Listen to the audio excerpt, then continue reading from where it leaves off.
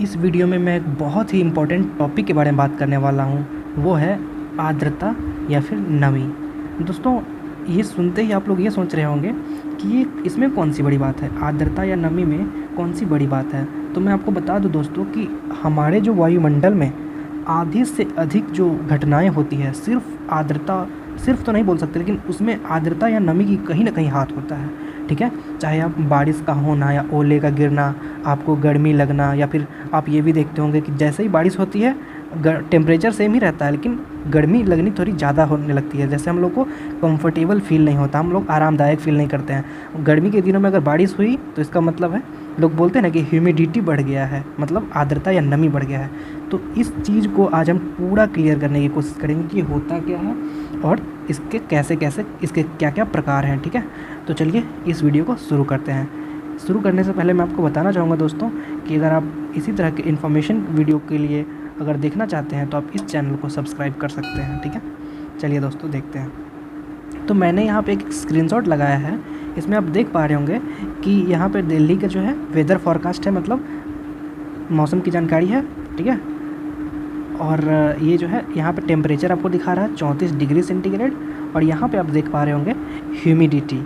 तो ये ह्यूमिडिटी का मतलब है क्या, ये हम जानने वाले हैं। ठीक है फ्रेंड्स, तो चलिए शुरू करते हैं। क्या होता है आर्द्रता या नमी, जिसको ह्यूमिडिटी इंग्लिश में बोलते हैं। तो ये क्या होता है, वातावरण में वायु के प्रति एकांक आयतन में उपस्थित जल वाष्प की मात्रा को आर्द्रता कहते हैं। मतलब कहने का ये है कि वायुमंडल से आप एक मीटर क्यूब जो है, 1 मीटर क्यूब आप हवा निकाल लीजिए, और उसमें जितना ग्राम पानी का मात्रा होगा, पानी का मतलब क्या, हवा में पानी होता है क्या, नहीं, लेकिन पानी का दूसरा फॉर्म भी होता है, गैस के फॉर्म में भी पानी होता है। तो गैस के फॉर्म में क्या होता है, जलवाष्प। जलवाष्प जो है पानी का ही गैसियस फॉर्म है। ठीक है, तो उसी को, उसकी जितनी ग्राम उसकी वजन होगी, उसी को हम लोग क्या बोलेंगे, आर्द्रता। ठीक है, उसके बाद देखते हैं कि यहाँ ध्यान रखें कि जलवाष्प जो है जल की गैस अवस्था है। ठीक है, जो सामान्यतया हमारी आंखों के द्वारा नहीं देखी जा सकती है। ठीक है, इसके कारण कई प्रकार की घटना हमें देखने को मिलती है, जैसे ओस, धुंध, वर्षा, सब इसी के इफ़ेक्ट है फ्रेंड्स। तो चलिए आगे देखते हैं इसको विस्तार में। अगर आप देखें तो यहाँ पे आपको देखने को मिलता है कि कितने प्रकार की होती है आर्द्रता। आर्द्रता मुख्यतः 3 प्रकार की होती है। एक है निरपेक्ष आर्द्रता, जिसे हम इंग्लिश में एब्सोल्यूट ह्यूमिडिटी कहते हैं। दूसरी है विशिष्ट आर्द्रता, जिसे हम स्पेसिफिक ह्यूमिडिटी कहते हैं। और तीसरी है सापेक्षिक आर्द्रता, जिसे हम रिलेटिव ह्यूमिडिटी कहते हैं। इसमें से 2 बहुत इंपॉर्टेंट है फ्रेंड्स, एक तो एब्सोल्यूट ह्यूमिडिटी और दूसरी जो है रिलेटिव। ठीक है, मतलब निरपेक्ष और सापेक्ष। निरपेक्ष और सापेक्ष बहुत ही इंपॉर्टेंट है, और विशिष्ट जो है इसी का एक रूप है, बस व्यक्त करने का यूनिट का अंतर है। चलिए अब देखते हैं निरपेक्ष आर्द्रता क्या है।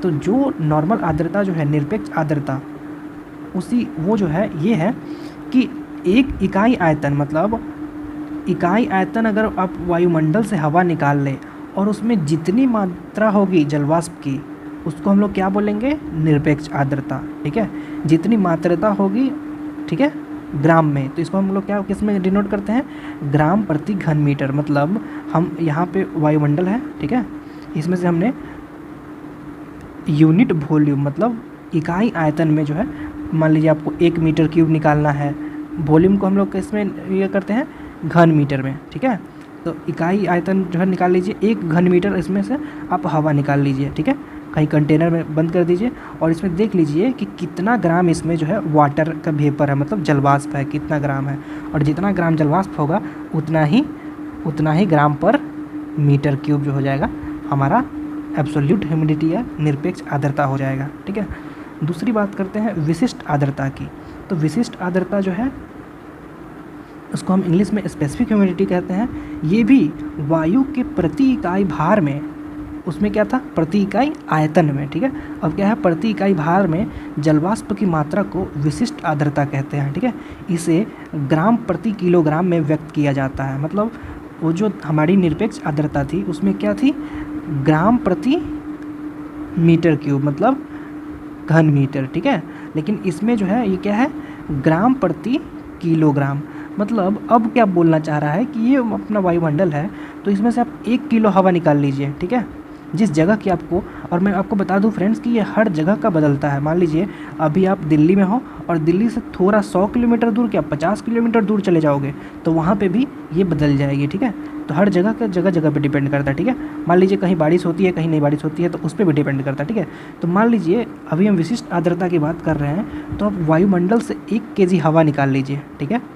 हवा कैसे निकालेंगे, तो 1 kg मतलब आप किसी ऐसे कंटेनर में 1 kg हवा बंद कर लेंगे और उसमें जो है मतलब जलवाष्प की जितनी ग्राम मात्रा होगी वही इसका हो जाएगा क्या, विशिष्ट आर्द्रता।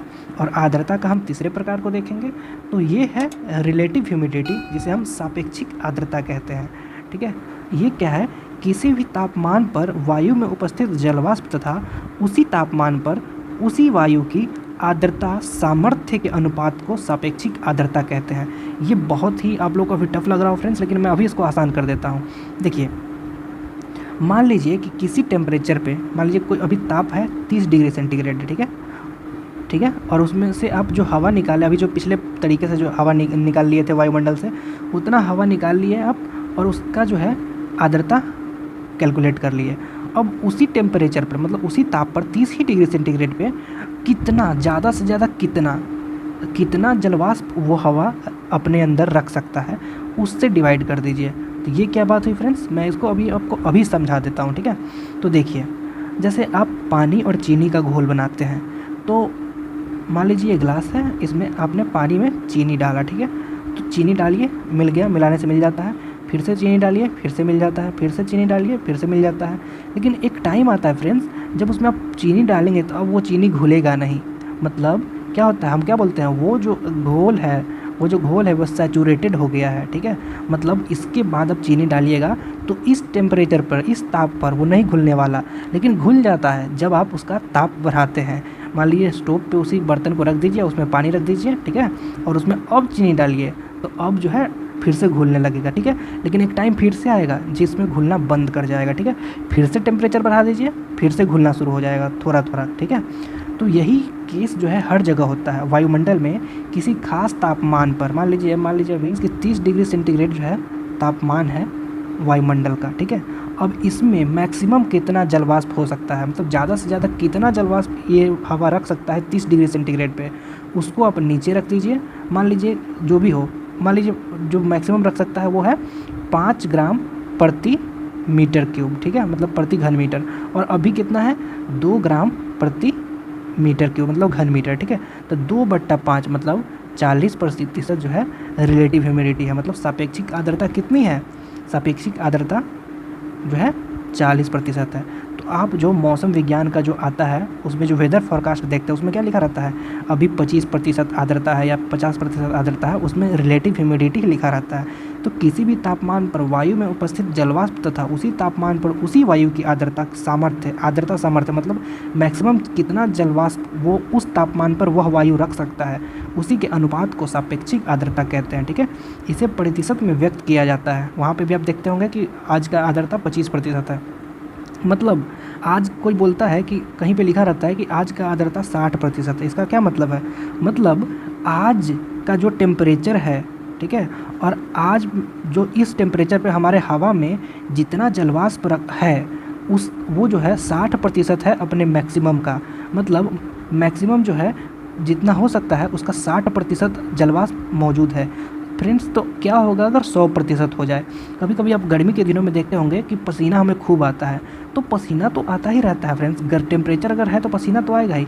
पंगा ये है कि पसीना सूखता नहीं है, पसीना जो है सूखता नहीं है। पसीना सूखेगा कैसे, जब हवा में पूरा ह्यूमिडिटी होगा, मतलब हवा और जलवाष्प सोख नहीं सकता है। हवा में अगर 100% रिलेटिव ह्यूमिडिटी है तो हवा जो है और जलवाष्प आप सोख नहीं सकता है, मतलब वो जो पसीना आपके शरीर पे है वो इवेपोरेट ही नहीं होगा, ठीक है। तो पसीना आपके शरीर पे दिखने लगता है। और कभी कभी जो होता है ह्यूमिडिटी कम रहता है तो आप लोग देखते होंगे पसीना तो फिर भी आता है लेकिन पसीना इवेपोरेट हो जाता है, तो उसी को बोलते हैं ह्यूमिडिटी। तो चलिए नेक्स्ट पार्ट में जो है हम लोग इसका पार्ट 2 देखने वाले हैं, जिसमें संघनन। ये ह्यूमिडिटी का ही जो संघनन होता है, तो सुबह में ओस या फिर बारिश के समय में ओला या फिर जो है आपको बारिश, ये सब इसी का ही एक प्रकार है, ठीक है, और इसी से ही सब रिलेटेड है। तो दूसरा पार्ट जो मैं इसका लाऊंगा, अगर आप लोग का रिक्वेस्ट आया तो उसमें मैं संघनन के बारे में बताऊंगा कि क्या होता है तब जो है ओला गिरता है, और क्या होता है तब ओस गिरता है, और क्या होता है तब बारिश होती है। ठीक है फ्रेंड्स, मान लीजिए कि रिलेटिव ह्यूमिडिटी कहीं पे जो है 100% हो गया, मतलब अब बस इसको इंतज़ार है, इंतज़ार किस चीज़ का है, बारिश होने की। ठीक है, मतलब अब कोई भी जलवाष्प की मात्रा जो है वायुमंडल में अब जा नहीं सकती है। ठीक है, मतलब अब सैचुरेट हो चुका है वायुमंडल का हवा। तो यही सब डिस्कस करने वाला हूँ मैं नेक्स्ट पार्ट में। ठीक है फ्रेंड्स, इस वीडियो को यहीं पे खत्म करते हैं। धन्यवाद।